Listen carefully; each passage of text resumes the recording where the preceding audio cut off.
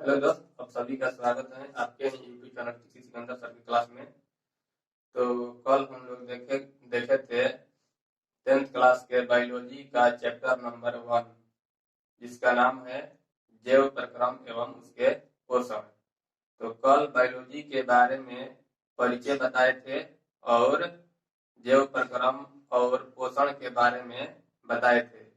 तो जैव प्रक्रम किसे कहते हैं, पोषण किसे कहते हैं, पोषण कितने प्रकार के होते हैं, यहाँ तक हम बता दिए थे। तो थोड़ा रिवीजन करा देते हैं कि यानी कि जैव प्रक्रम किसे कहते हैं। वे सारी क्रियाएं जिसके द्वारा जीवों का अनुरक्षण होता है उसे जैव प्रक्रम कहते हैं। जैसे मतलब जितने भी हम शरीर में पाचन की क्रिया होती है और उत्सर्जन की क्रिया होती है, परिवहन का क्रिया होता है, इस सभी का मेंटेनेंस शरीर करता है, उसी को बोलते हैं जैव प्रक्रम। उसके बाद पोषण बताए थे। पोषण दो प्रकार के होता है, स्वपोषण, परपोषण। तो स्वपोषण जिसमें सजीव अपना भोजन खुद बनाता है, दूसरे के ऊपर आश्रित नहीं रहता है, बल्कि अपना भोजन खुद बनाता है, उसे स्वपोषण कहते हैं। और तो इसमें कौन कौन आ जाएगा, जिसमें जितने भी हरे पेड़ पौधा है वो सारे के सारे स्वपोषण, यानी कि हरे पेड़ पौधा अपना भोजन स्वयं बनाता है। और बताए थे, दूसरा बताए थे परपोषण। परपोषण जिसमें भोजन खुद नहीं बनाता है, बल्कि वैसा पोषण जिसमें भोजन खुद नहीं बनाता है बल्कि दूसरे के ऊपर आश्रित रह करके भोजन बनाता है, उसे परपोषण कहते हैं। जैसे मनुष्य हो गया, जीव जंतु जानवर जितने भी हो गया, यह दूसरे के ऊपर आश्रित रह करके और अपना भोजन ग्रहण करता है।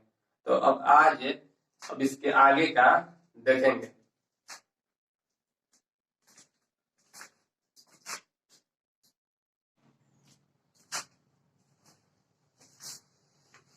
देखिए, आज का हमारा वीडियो बहुत ही धातु होने वाला है, क्योंकि एकदम बेसिक जानकारी एकदम सरल भाषा में लिखे हैं। एक बार पढ़ लीजिए तो समझ में आ जाएगा। ध्यान से देखिए, पढ़ कर दिखाते हैं आप लोगों को। यानी कि पेड़ पौधा अपना भोजन कौन सा विधि से ग्रहण करता है। तो पेड़ पौधा अपना भोजन स्वपोषण विधि से ग्रहण करता है। अब देखिए, पेड़ पौधे के पत्ती के ऊपर वाला भाग को क्या बोलते हैं। पेड़ पौधे के जो पत्ता के ऊपर वाला भाग होता है तो उसे बोला जाता है एपिडर्मिस, जो कि हरा हरा हरा जैसा होता है। हरा होता है जो क्लोरोफिल के कारण होता है। देखिए अब आगे, यानी कि पत्ती के अंदर क्या पाया जाता है, क्लोरोप्लास्ट पाया जाता है। तो क्लोरोप्लास्ट का हिंदी नाम हो गया हरित वर्णक पाया जाता है। और क्लोरोफिल के अंदर क्या पाया जाता है, जो क्लोरोफिल के अंदर होता है। तो देखिए, क्लोरोप्लास्ट के अंदर क्लोरोफिल पाया जाता है। क्लोरोप्लास्ट के अंदर क्लोरोफिल पाया जाता है। और क्लोरोफिल का हिंदी नाम पर्णहरित। पेड़ पौधा में भोजन कहाँ बनता है। तो पेड़ पौधा में भोजन, आप लोग सोचते होंगे पेड़ पौधा में भोजन कहाँ बनता है।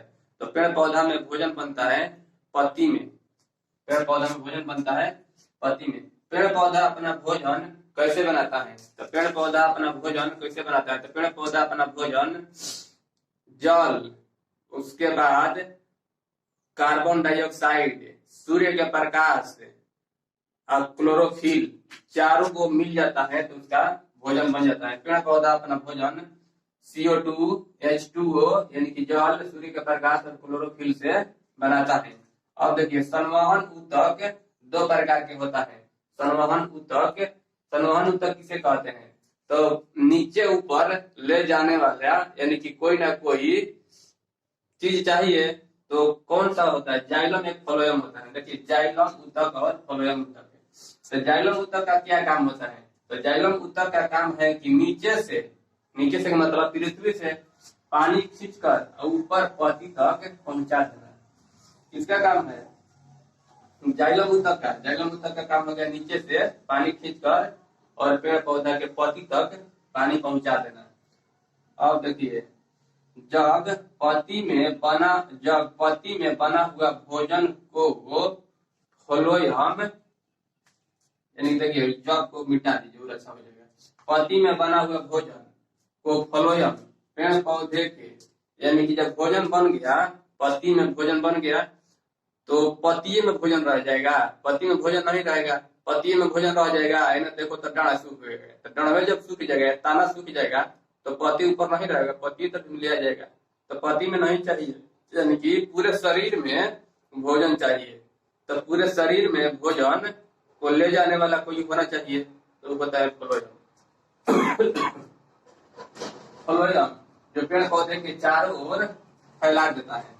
अब देखिए CO2, H2O, CO2 और H2O और सनलाइट यानी कि सूर्य का प्रकाश अब क्लोरोफिल, चारों मिल के बनाता है ग्लूकोज। ग्लूकोज बोलिए, चाहे स्टार्च बोलिए, चाहे मॉन्ट बोलिए, यानी कि इसका 3 नाम होता है, C6H12O6। और हम लोगों के लिए तैयार कर देता है ऑक्सीजन। और नीचे से जब पानी खींचता है तो पानी अपने अंदर नहीं रखेगा ना, पानी को छोड़ को करेगा, तो H2O को बाहर छोड़ देता है। और ध्यान रखिएगा, पानी 100% जब खींचता है तो 10% पेड़ पौधा अपना अंदर रखता है और 90% पानी वाष्पोत्सर्जन के द्वारा बाहर निकाल देता है। ये अगले चैप्टर में आप लोगों को पढ़ाएंगे। अब देखिए पेड़ पौधा का श्वसन अंग, पेड़ पौधा का श्वसन अंग कौन हो जाएगा? तो पत्ता में एकदम पतला पतला पतला पतला छिद्र होता है, तो उस छिद्र के द्वारा अपन श्वसन ग्रहण करता है, या उसको बोलते हैं स्टोमाटा। क्या बोलते हैं? स्टोमाटा। उस छिद्र को बोलते हैं स्टोमाटा। अब देखिए पेड़ पौधा ऑक्सीजन कहाँ से देता है? तो पेड़ पौधा ऑक्सीजन कहाँ से देगा? यानी कि जब उसको पत्ती में जल मिल गया तो जल से ऑक्सीजन ग्रहण कर लेता है। तो देखिए कहाँ से देता है? तो ऑक्सीजन यानी कि O2 से प्राप्त होता है। जल यानी कि H2O को टूटने से, यानी कि जब जल टूटता है तो वहां से ऑक्सीजन प्राप्त होता है, क्योंकि उसमें ऑक्सीजन भी है। तो आप लोग इसका स्क्रीनशॉट ले लीजिए, तब इसका हम अगला देखते हैं।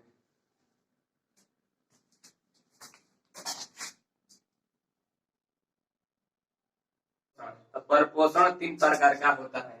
तो परपोषण के बारे में देखिए, मृतजीवी पोषण, परजीवी पोषण, प्राणी संपोषण। तो पहला देख लेते हैं मृतजीवी पोषण के बारे में। तो वैसा पोषण जिसमें सजीव अपना भोजन सड़े गले या मृत यानी कि मरे हुए पदार्थ से ग्रहण करता है, उसे मृतजीवी पोषण कहते हैं। जैसे मशरूम, विषाणु, जीवाणु, ये सब जितने भी जीव हैं तो ये मृतजीवी पोषण के अंदर आते हैं। यानी कि वैसा जीव जो मरे हुए जीव के ऊपर आश्रित रहकर अपना भोजन ग्रहण करता है, उसे मृतजीवी पोषण कहते हैं। अब दूसरा देखिए, यानी कि पहले एग्जाम्पल मशरूम। तो मशरूम कहाँ होता है? जहाँ पर बरसात के मौसम में पूरा पुआल वाल जो सड़ जाता है, तो अगल बगल आप लोग देखिएगा मशरूम वहीं पर उत्पन्न होता है। मशरूम को हम लोग अपना भाषा में छाता होता बोलते हैं। अब देखिए परजीवी पोषण। तो परजीवी पोषण किसे कहते हैं? तो वैसा पोषण जिसमें जीव दूसरे के ऊपर आश्रित रहकर अपना भोजन ग्रहण करता है, उसे परजीवी पोषण कहते हैं। वैसा पोषण जिसमें जीव अपना भोजन के लिए दूसरे जीव पर निर्भर रहता है, उसे परजीवी पोषण कहते हैं। जैसे में जू, तो हमारे सर में जू होता है, तो हमारे ऊपर निर्भर रह करके भोजन ग्रहण करता है। जैसे हम अपने बाल को छिलवा देंगे तो नीचे गिर जाएगा, तो उसको भोजन नहीं मिलेगा। तो जब बाल रहेगा तब तक जू पड़ जाता है, तो हमारे शरीर के ऊपर आश्रित रह करके भोजन ग्रहण कर रहा है। अब अमरबेल का पौधा, एक अमरबेल का पौधा होता है जो इस प्रकार का, मतलब उसका मुंह खुला रहता है और उसमें कीड़ा मकोड़ा चल जाता है तो ऊपर से बंद हो जाता है और वो अपना भोजन कर लेता है। उसके बाद गोलकृमि, हुकवर्म, टेपवर्म इत्यादि। इस प्रकार के जीव को क्या कहते हैं? तो परजीवी। इसमें देखिए इस प्रकार के जीव को क्या कहते हैं? तो मृतजीवी या अपघटक। अब देखिए हमारा तीसरा नंबर प्राणी संपोषण। प्राणी संपोषण किसे कहते हैं? तो वैसा पोषण जिसमें सजीव अपना भोजन मनुष्य के द्वारा यानी कि जिस प्रकार से मनुष्य अपना भोजन करता है मुंह से, उसी प्रकार प्राणी संपोषण में जितने भी जीव होते हैं तो मनुष्य के जैसा ही अपना भोजन ग्रहण करता है। देखिए एकदम सरल भाषा में आसान तरीके से लिख दिए हैं, इसको ध्यान पूर्वक आप लोग नोट बना लीजिएगा और इसको समझ लीजिएगा। वैसा पोषण जिसमें जीव अपना भोजन मानव के समान, यानी कि जिस प्रकार से मनुष्य अपना भोजन ग्रहण करता है मुंह से और सांस लेता है मुंह से, नाक से, तो उसी प्रकार से उसे प्राणी संपोषण कहते हैं। देखिए वैसा पोषण जिसमें जीव अपना भोजन मानव के समान ग्रहण करता है उसे प्राणी संपोषण कहते हैं। जैसे मनुष्य, कुत्ता, बाघ, शेर, मेढक, एक अमीबा भी आता है। तो अमीबो को आप लोग याद कर लीजिएगा। अमीबा अपना कहीं से भी अपना भोजन को पकड़ लेता है और कहीं से भी अपना उत्पाद के द्वारा अपन भोजन बाहर निकाल देता है। तो इस प्रकार हमारा खत्म हो गया पर पोषण। अब इसका स्क्रीनशॉट आप लोग ले लीजिए।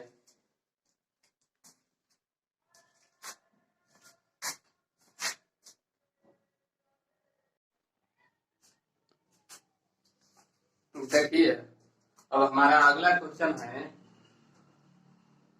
क्वेश्चन क्या है, देखिए सिद्ध करें कि पेड़ पौधा को भोजन बनाने के लिए क्लोरोफिल आवश्यक है।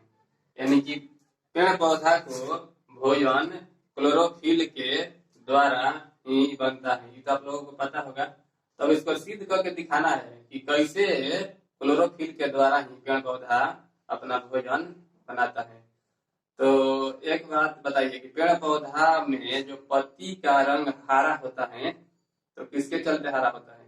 क्लोरोफिल के कारण हरा होता है। तो जहां पर हरा होगा वहां पर फिक्स है कि क्लोरोफिल होगा। और कुछ पत्ती ऐसा होता है कि कहीं पर हरा होता है और कहीं पर पीला होता है। तो जहां पर पीला होगा तो वहां पर क्लोरोफिल नहीं होगा और जहां पर हरा होगा तो वहां पर क्लोरोफिल होगा। तो दो पत्ता है, एक कोलियस का, एक क्रोटन का। क्रोटन देखिए, क्रोटन का या एक कोलियस का पत्ता हम सबसे पहले लेंगे और उसको बीकर में डाल करके और उबाल देंगे। अब उबालने से पहले उसको पहले आप चिन्ह लगा लीजिए कि कहां पर पत्ता का हरा भाग है और कहां पर पीला भाग है, और उसको पानी में डालकर उबाल दीजिए। बीकर में डाल करके उबाल दीजिए और उबाल करके अब फिर पत्ता को बाहर निकालिए। अब फिर उसी पत्ता को एल्कोहल में डालिए। अब एल्कोहल में डाल करके अब फिर उसको बाहर निकालिए और निकाल करके फिर उसको ठंडा पानी से धो लीजिए। धुआ गया तो फिर उसमें आयोडीन डालिए।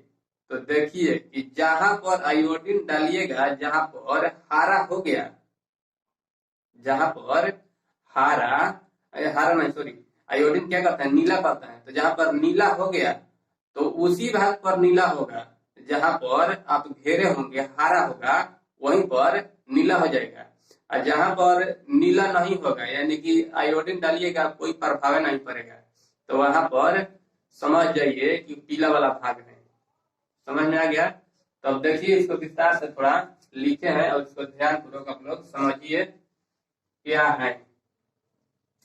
तो आवश्यक वस्तु, सबसे पहले आवश्यक वस्तु ले लेते हैं। तो क्रोटोन या कोलियस का एक पत्ता ले लीजिए, एक बीकर ले लीजिए, एक एल्कोहल, एक आयोडीन का घोल। 4 गो चीज ले लीजिए। कौन कौन? एगो पत्ता, एगो एल्कोहल, एगो बीकर और उसके बाद आयोडीन का घोल। तो प्रयोग विधि, तब पत्ती का हरा भाग और पीला भाग को चिन्हित कर लेते हैं। चिन्हित कर लिए, पहले गोल घेर लीजिए, किसी चीज से गोल घेर लीजिए ताकि गर्म करने के बाद भी वो चिन्ह रहो। तो अब एक कोलियस का पत्ता लेते हैं, उसे पानी में डालकर उबाल लेते हैं और उसे अल्कोहल से भरा बीकर में डालकर उबाल लेते हैं। तो पत्ता का हरा रंग एल्कोहल में घुल जाता है, यानी कि पत्ता का जो हरा वाला भाग होता है वह अल्कोहल में ही घुल गया। तब पत्ती को अल्कोहल से बाहर निकाल कर ठंडा पानी से अच्छी तरह से धो लेते हैं। धो लेंगे, धोया गया। अब पत्ती पर आयोडीन डालते हैं तो पत्ती तो हाँ आयोडीन डालते हैं तो पाते हैं कि पत्ती का वह भाग जो हरा था वह नीला हो गया। वह क्या हो गया? नीला हो गया। और जो भाग पीला था उस पर आयोडीन का कोई प्रभाव नहीं पड़ा। आयोडीन का प्रभाव नहीं पड़ा। अतः इससे पता चलता है कि पत्ती का जो भाग हरा था उसमें क्लोरोफिल था, और जो हरा था उसमें क्लोरोफिल था, और प्रकाश संश्लेषण के द्वारा ग्लूकोज का निर्माण हुआ होगा। इसलिए यह आयोडीन के घोल से नीला हो गया। पीला वाला भाग में आयोडीन का कोई प्रभाव नहीं पड़ा, इसलिए उसमें स्टार्च यानी कि ग्लूकोज नहीं बना। तो साबित हो गया कि प्रकाश संश्लेषण के लिए क्लोरोफिल आवश्यक है। समझ में आ गया आप लोगों को? तो इसको आप लोग ध्यान पूर्वक पढ़ लीजिएगा, एकदम सरल भाषा में लिखे हैं, और इसका स्क्रीनशॉट ले लीजिएगा। और देखिए बीकर में पानी गर्म किया है तो पत्ता डाले हैं, उसका चिन्ह है बीकर। तो आप लोग को पता होगा कितना वीआईपी बनाए हैं। और थोड़ा इस पर भी आप लोग ध्यान दीजिए, टीसी सिकंदर सर, यानी कि इस पर भी आप लोग ध्यान नहीं देते हैं। चैनल को सब्सक्राइब कर लीजिए और थोड़ा इसको शेयर कीजिए। तब तक के लिए कल हम मिलते हैं।